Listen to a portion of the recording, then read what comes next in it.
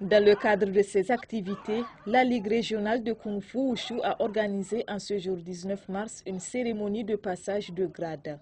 Au total, une centaine d'élèves, des démonstrations de toutes les techniques du dit arts martiaux ont été présentées par les élèves accompagnés de leurs maîtres. Monsieur Haruna Garba Moussa, président de la Ligue régionale de Niamey, nous parle de ce club de Kung Fu Wushu. Depuis l'installation de la création de cette ligue, c'est elle qui organise les passages de ceinture en dessous de la ceinture noire. À peu près 3 ans et demi. On est presque en fin de mandat. Comme le mandat du bureau, c'est à peu près 4 ans. Donc on est presque à la fin du mandat. Oui, je leur dis tout simplement que ce n'est pas le grade qui est important. C'est le sentiment qui anime le grade, c'est-à-dire c'est toi-même quoi. Il faut savoir que la personne tu es en train de pratiquer un art qui te permet donc de te maîtriser.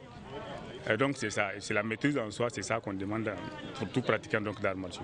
Issa Boubé Ibrahim, l'un des maîtres du Kung Fu Wushu, nous explique les techniques et la durée du passage de grade. Oui, et au fait, les techniques, il y a plusieurs techniques. Il y a par exemple la technique du tigre, de la menthe religieuse, du serpent. En tout cas, il y a plusieurs techniques. Au fait, le passage là, au fait, c'est chaque 6 mois, on organise un passage ici. Donc maintenant, on est à notre 7e passage. Donc il y a d'autres que c'est leur première fois, comme ils ont la ceinture blanche, et d'autres, ça fait longtemps qu'ils ont fait leur passage.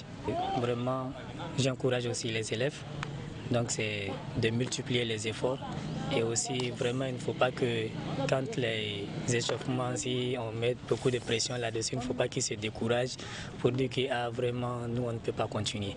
Donc avec ça vraiment si on continue ça peut aller.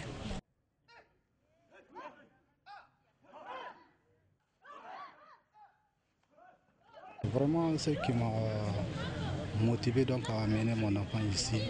D'abord, l'art martial, vraiment, c'est bon d'abord de pratiquer.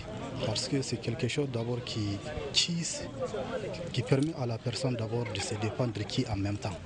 Et encore, ça permet encore à l'enfant d'assurer son équilibre physique et psychique. Donc c'est ça donc, ce qui m'a motivé vraiment d'amener mon enfant ici.